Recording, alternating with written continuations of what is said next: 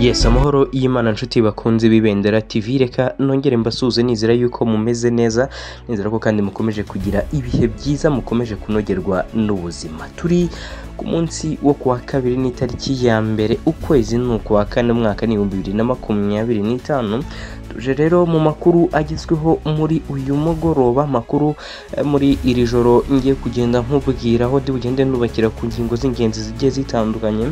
Ubwira ko Perezida wa Repubulika ya Demokarasi ya Kongo Felix Antoine Tshisekedi Chilombo yamaze kugereranya ko mu myaka ya vuba abantu barenga miliyoni 10 ari bamaze gutakaza ubuzima ngo kubera u Rwanda ndetse na M23 nk'ihohoterwa ryakorewe Burasirazuba bwa Repubulika ya Demokarasi ya Kongo nyine muri iki gihugu. Ndaza kubwira ko kandi mu gitondo cyo kuri uyu wa kabiri aribwo mu ntara ya Kivu y'Amajyepfo imirwano ikaze hagati ya FARDC na M23, aho uyu mutwe M23 kuri uyu wa kabiri nyine waramukiye mu mirwano ikomeye ndetse n'ihuriro ry'ingabo za leta ya Repubulika ya Demokarasi ya Kongo by'umwihariko mu bice bitandukanye by'intara ya Kivu y'Amajyepfo. Turaza kugenda tugaruka rero kuri byinshi kuri iyo mirwano, ibice yaberagamo ndetse n'ukuntu iyo mirwano yagiye igenda, ni bangahe baba bahasize ubuzima. Byinshi rero nk'ibyo ngibyo nibyo turi bugende tugarukaho muri aya makuru. Ndaza kukubwira ko kandi umutwe umushyashya wamaze kubuvuka muri Repubulika ya Demokarasi ya Kongo, umutwe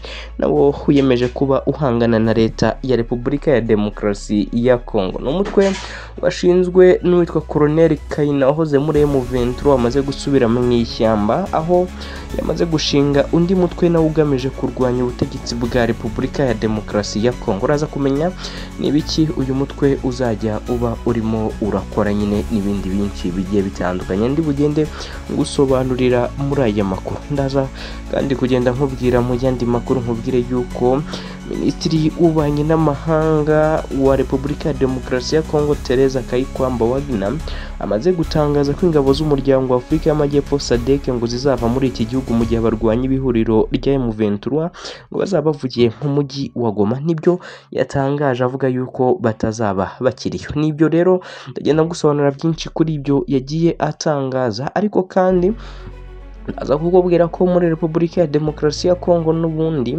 wahatanye na Perezida Felix Antoine Tshisekedi mu matora yamaze kwiyunga kuri M23. Uraza kumenya uti uwo ninde, ese agamije iki yiyunga kuri M23? Byose turaza kugenda tubigarukaho umenye n'icyo nawe yamaze kuba agenda atangaza. Ndaza kandi kukubwira yuko muri Repubulika ya Demokarasi ya Kongo n'ubundi niho ndi bugitse cyane, nkubwire yuko abadepite bari gushinja Kamere gukingira leta ikibabaho gukora akazi ke, by'umwihariko abatavuga rumwe n'ubutegetsi mu nteko ishinga amategeko nibo bahagurukiye kurwanya ubuyobozi bwayo bwa Vital Kamerhe n'abambari be. Imbere rero y'itangazamakuru kuwa mbere tariki ya 31 Werurwe nibwo Christian Mwando Nsimba ni perezida w'itsinda ry'abadepite bakomoka mu ishyaka Ensemble pour la République yamaganye kuba inteko ishinga amategeko itagenzura guverinoma, ariko cyane cyane ngo kubijyanye n'ishyirwa mu bikorwa by'ingengo y'imari. Ndaza kugenda gusobanura rero byinshi kuri ibi ngibi nyine, ariko ni nako kandi nkiri muri iki gihugu ndi bukubwire yuko igisirikare cya Uganda UPDF kiri kuri uyu wa kabiri cyavanye ingabo zacyo mu mujyi wa Butembo uherereye mu ntara ya Kivu y'Amajyaruguru. Uraza kumenya rero icyazihakuye nyine n'ibindi byinshi kuri ibi ngibi. Ndaza gusoreza mu Burundi nkubwire yuko rero mu gihugu cy'u Burundi by'umwihariko mu Ngozi umushinjacyaha mukuru wa Repubulika ya Demokarasi ya Kongo yamaze kuba atabwa muri yombi. Ni umushinjacyaha rero w'u Burundi witwa Prosper Yamuremye. Ubwo ndaza kugenda nkubwira rero byinshi mu byatumye atabwa muri yombi. Agataho ariko ndagusuhuza cyane nkushishikariza gukanda subscribe, mubwira nti izi ni zimwe mu ncamake mu ngingo tugiye kugenda turambura mu minota mike cyane iri imbere. Ubwo mu kanya gato mu masegonda atarambiranye nyuma y'uko ukanze subscribe ndaje twita dukomeza cyangwa se twanzika n'amakuru ku buryo burambuye yo muri iri joro.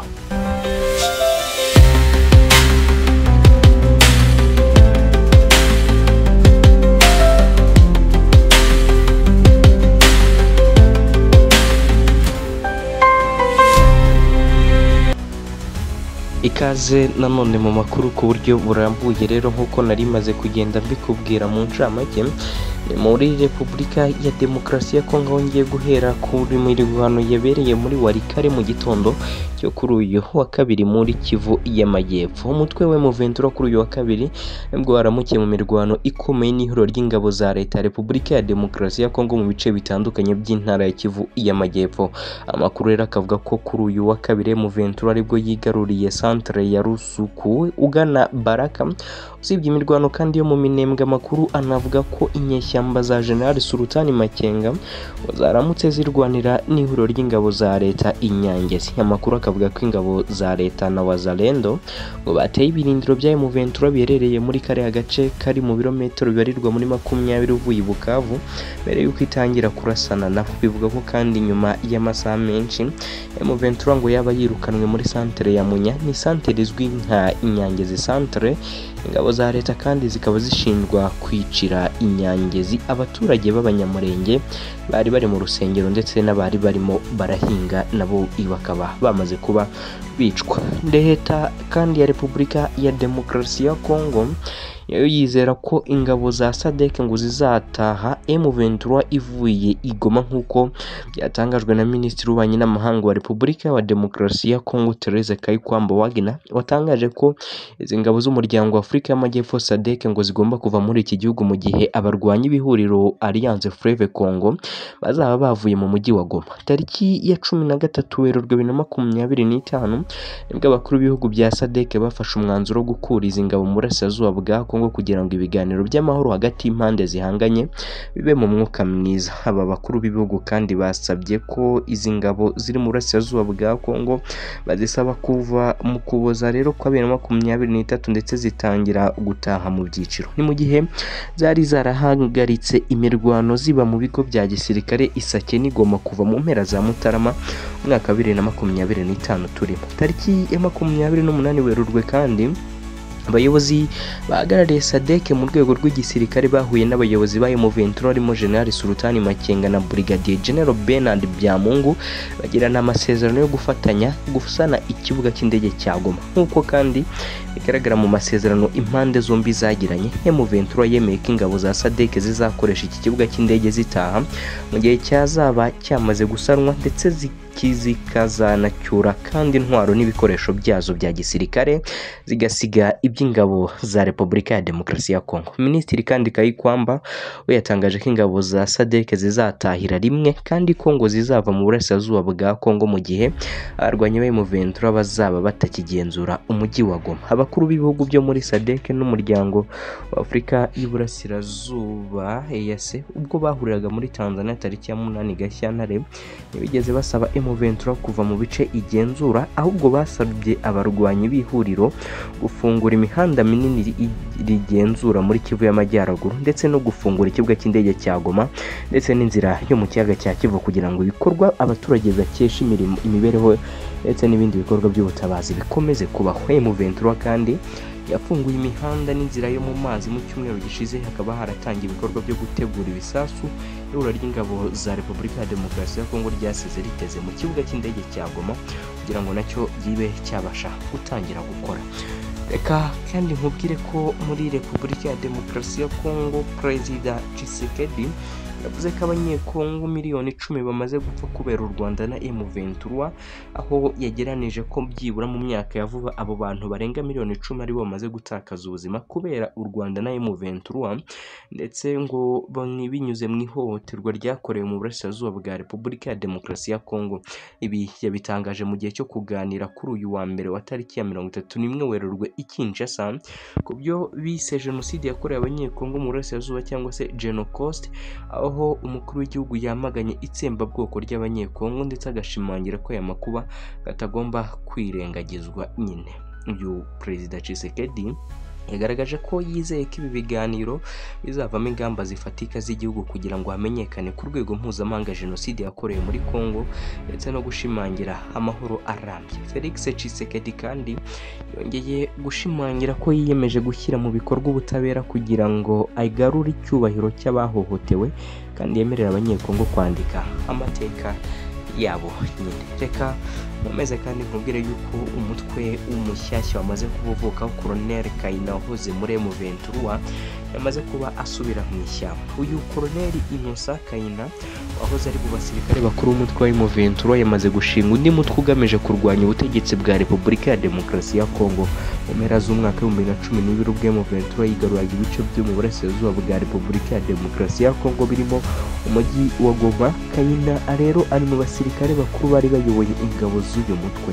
Mu mwaka wa 2023 ubwo M23 yirukanwaga igomwa n'ingabo zirimo SADC na MONUSCO, uyu musirikare yahise ahungira muri Uganda ndetse mu Gushyingo kwa 2021 nibwo uriya mutwe wuburaga nyine imirwano, hakaba ari mu basirikare banze kuwiyungaho.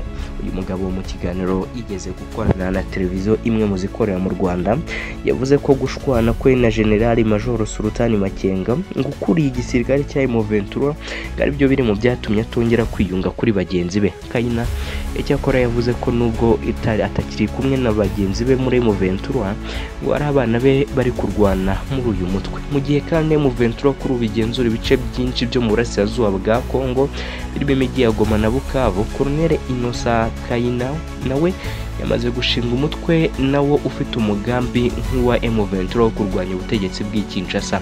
Umutwe uyu mugabo yise Coalition Nationale pour la Libération du Congo cyangwa se CNRC, mu gihe igisirikare cyawo cyitwa Force Nationale pour la Libération du Congo FNRC.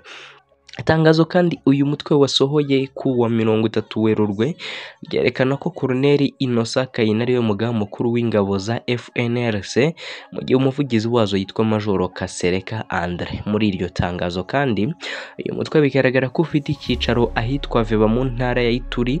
Ba nyirawo bakavuga ko mu byatumye bahitamo kujya bishyamba harimo n'imyitwarire y'ubutegetsi bwa Kinshasa irangwa no kuba butarajwe ishinga n'imibabaro abanyekongo baterwa n'imiyoborere mibi idashingiye ku ndangagaciro. Mu byo Kayina kandi n'umutwe banenga leta ya Kinshasa harimo ruswa, ikene wabo, kugura abo ishaka kwiyegereza, guta muri yombi abana mu buryo bunyuranije n'amategeko, itoteza ndetse n'amacakubiri. Uyu mutwe kandi wagaragaje ko hakenewe ko abanyekongo bahabwa serivisi mu cyubahiro kandi biciye mu miyoborere myiza.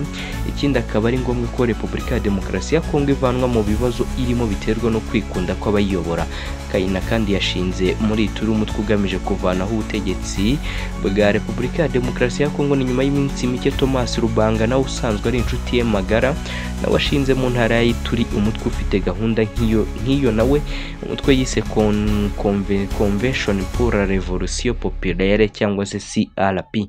Reka nkomeze kandi nkiri muri Repubulika ya Demokarasi ya Kongo maze nkubwire yuko muri Repubulika ya Demokarasi ya Kongo uwahatanye na Tshisekedi mu matora y'umukuru w'igihugu yamaze kwiyunga kuri M23. Ni Rex rero Kazadi uhatanye mu matora y'umukuru w'igihugu mu mwaka wa 2023 yari ahanganye na Felix Tshisekedi wamaze kwiyunga ku ihuriro M23 rirwanya ubutegetsi bwa Repubulika ya Demokarasi ya Kongo nyine yamaze kuba awiyungaho. Amakuru rero akavuga ko Kazadi yandikishije nk'umwe mu banyamuryango ba M23 kwa 30 Werurwe 2025 nyuma yuko rero umuhuzabikorwa w'ihuriro Alliance Fleuve Congo Colonel Nanga ashishikarije abanyekongo baba mu mahanga kwinjira muri iryo huriro avuga ko rigamije kubohora Repubulika ya Demokarasi ya Kongo.